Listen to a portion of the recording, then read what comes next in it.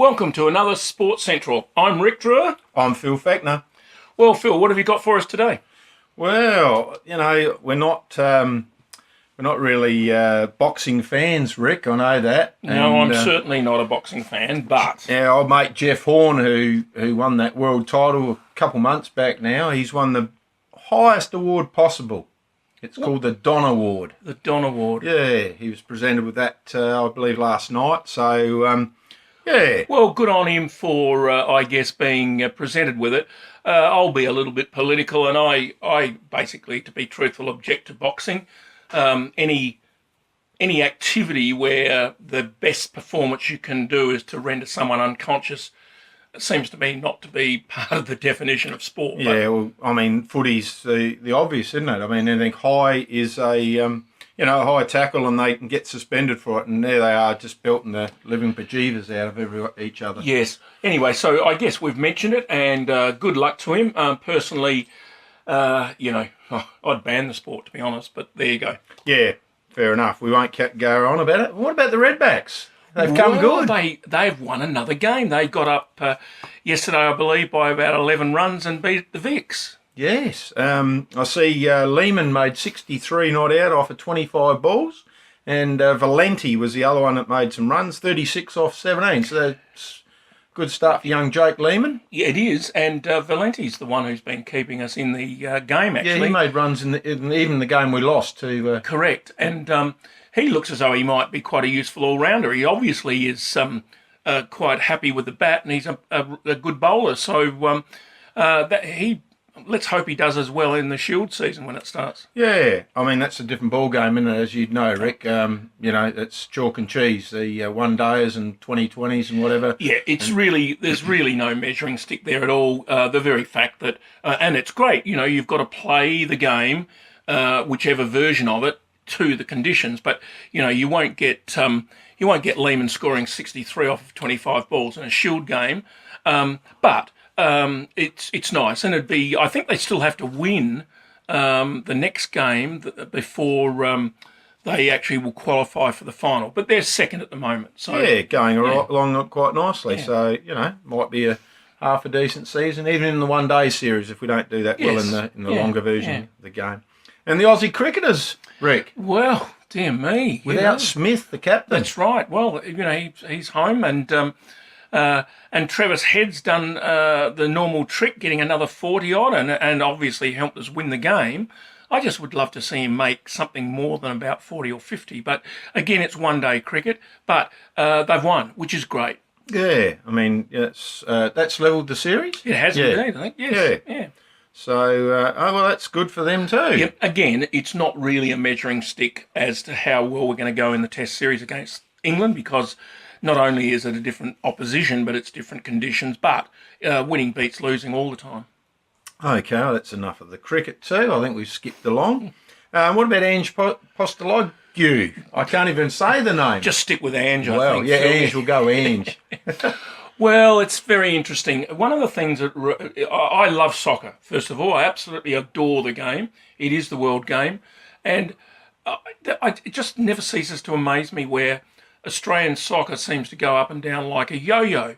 I went to a garage sale over the weekend and saw a yo-yo. I'd forgotten what they looked like. But anyway, just when you think that Australia is sort of getting ahead, all of a sudden they almost shoot themselves in the foot again.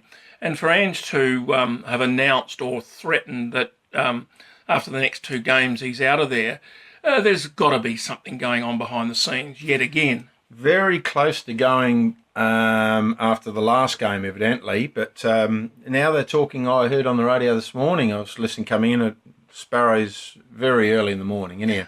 They're talking Aloisi. Well, yes. I mean, I guess they're talking anything at the moment, because there's a cleft stick there in the fact that Ange has not actually resigned, and yet it seems as if it's a foregone conclusion that he's going to. But of course, it's a bit like appointing someone when there isn't actually a spot for him to be appointed to as yet officially. But they were but one ricochet on the wrong side of the post of missing out the other night. They had a million opportunities, most of which they squandered, and then they were very, very fortunate not to have gone to 2-2 with that last shot at goal that the Syrians had. And of course, that would have meant that the Syrians went on because of away goal difference. So, yeah, they're not on fire at the moment, the Socceroos. I missed the game myself, but I must ask you, Timmy Cahill, he was 37 years of age, and they said he was just unbelievable. He was, and one of the things that intrigues me is that Ange didn't play him in the first leg away. Now, no one has really asked the coach why he chose not to play him at all, but and I would anticipate one of the reasons might be, it was very hot in those conditions away. However, he chose to play him the other night and played him for the whole 120 minutes, including, of course, the extra time. So, maybe if he'd played in the first leg, he might have scored over there, which counts for 2 goals, away goals, and it mightn't have ever got to the point that it got to the other night. And I think, to be honest, we were very lucky to survive. So, I don't know. You just don't know with soccer. I mean, that must put him in our very best players ever to have played for Australia, surely. Well, the fascinating thing is that Ange himself says he is the best player ever to have played for Australia. And so that's what makes me question why he didn't at least play him for some period of time in the game. The first leg against Syria. But there you go. That's unreal, isn't it? Yeah, it's a bit hard. Okay, we'll move along again. What about your game of tennis, Phil? Oh, our old mate, hey? Oh, Nick Kyrgios again. Hey, he loves China, doesn't he? Evidently, I didn't see the final of the one he lost a couple of weeks ago, but he virtually threw that too. Yeah.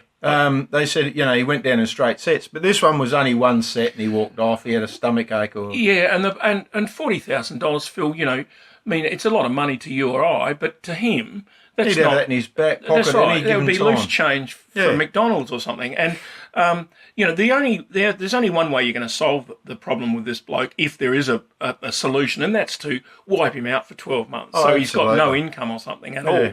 Yeah, I mean he's an I heard someone on the radio the other day say that if they had one choice, that he wouldn't be able to call Australia home because he's an embarrassment to the Australia's sporting image, and I couldn't agree more, to be honest. I mean, what are you ever going to remember him as? Just a guy that walks off. When the going gets tough, he just walks off. That's all you're ever going to remember him. You're not going to remember him as a great tennis player, which he is. Yeah. He is. Yeah. But I think the thing that, above all, that sums up him and his behaviour is that he shows no respect for anyone, no respect for his opponent, no respect for umpires, no respect really for himself, and certainly no respect for the supporters. Yeah, absolutely. It's the paying public that really, I've said it on the show before, just annoys me. Little Johnny coming to see him play, you know, and he's walked off. Oh, Mum, where's he gone? Oh, well, Mum would have to tell a little white lie because, he certainly is the absolute opposite to a sporting role model, isn't he? Well, we've given that enough airplay too, I think. Yep. So we'll just go to a little bit of Aussie rules footy. I just heard yesterday, I was heading home, and that they got the Aussie team coming up to play Ireland, a 2-match series. Yes. What do you reckon they'd get a game to play that?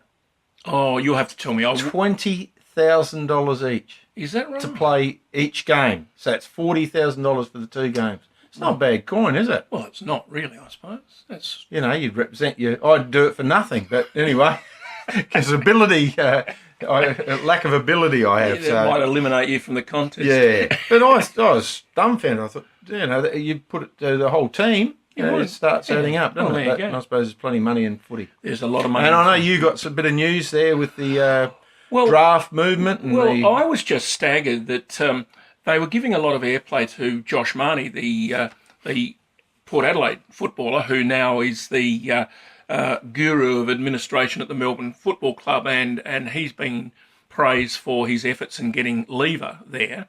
And then I discovered, with a bit of help from Michelangelo Rucci, that the statistics for that Port Adelaide 2004 Premiership team of achievements after it are quite staggering.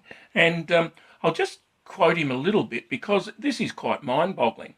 That there's 15, that's an amazing number of Port's 2004 Premiership team. that have taken up key roles in football since their retirement. There's 9 of them as senior or assistant coaches: Damien Hardwick, Stuart Dew, Brenton Lade, Brett Montgomery, Josh Carr, Chad Corns, Jared Schofield, Dean Brogan and Adam Kingsley. There's 3 that have gone into football departments: Marnie himself, Matthew Bishop and Michael Wilson. Darren Wakelin is on a board. And, of course, there's 2 majors in the media. That's Kane Corns and Warren Treadray. So that's a pretty amazing... That's unbelievable. It is, isn't it? I never really thought of it that way. All out of that... one football team. Footy team. Wow. No wonder Porter what they are. Yeah, what a great side, hey? What about some of the drafts? How do you see that? Well, I think we're heading in the right direction in the sense that obviously the Lever thing was signed, sealed and delivered ages ago. I think Port, although Impey's an incredibly fast, brilliant when he's got the ball, footballer, I don't think he fits into the Port pattern. And I think Port moving him on to Hawthorn, and the way Hawthorn play, I think he could be a very good player for Hawthorn. Yeah, he just didn't develop how we wanted at Port. You But- know, so good luck to him. I hope he does well. I hope he does very well. And if anyone's going to get the best out of him, it's got to be Clarko. Oh, yeah. He's a good coach. He is a isn't good coach. My word, He he is is. good. What about Watsy? I'd like to see him at Port. I think another tall forward is what we need. Well, it looks as though we might get him now. I think the way the movement is, and there doesn't seem to be a huge issue with salary cap, and he could be that extra big bloke that Port Adelaide need up forward. But anyhow, time will tell whether we get him. That's very true. I think. I think that's probably a good move. I'm not sure about Motlop and where he's going to go. I think I said last show he's not worth $600,000 to any club, to be honest. He did play a couple of good games for Geelong in the finals, but it's easy to forget what his overall minor round season was like, and it was pretty average, actually. Yeah, he had to play those couple decent games because I think he would have found himself dropped, and then all of a sudden your 600,000 goes to Exactly. half. Now, admittedly, all clubs are looking for people who can perform well on the big stage, and as we've had illustrated and not having a go at them, that we found out that there's a fair few number of the Crows who didn't. But that doesn't mean that Motlop's going to turn that on week after week. No, that's exactly. Inconsistencies is his forte, really, isn't it? And it always has been. Yeah. Now, just getting back to the footy again, we're still in the footy. You overheard a supporter at the footy the other week. I did. Hey? Tell us about that one. I heard this bloke. He was absolutely upset and disgruntled. And he looked at the coach and said, "They must be on drugs." And you ever guess what the coach's reply was? You tell me. Well, it certainly couldn't be speed. Boom, boom. Boom, boom. There we go. Dear. Well, we've probably just about done our time Well, I think today, we Rick. have. I reckon Well, that's been good fun because we've covered a whole multitude of sports. half a dozen sports in there. And there's a bit of interest around at the present time all over the place with not only the AFL draft, but our dear friend's tennis performance and behaviour, and saying he's out of here, as it were. The Redbacks on their way, and the Don Award. Well, there you go. Well, I'll just quickly it'll only be a couple secs. Just thinking of my 4 mates that got in a head-on crash at the Bowls. They were heading to Bowls on Monday, and they had a real nasty accident, and they're all still in hospital. So I just wish them all the best. And they're in their 60s, 70s, and they're fighting. Okay, they're going to be all okay, but just a bit bashed up. The very best for all of them. Yes. It's very sad when you hear things like that. Well, this is Rick. This is Phil. And we'll say goodbye until next time.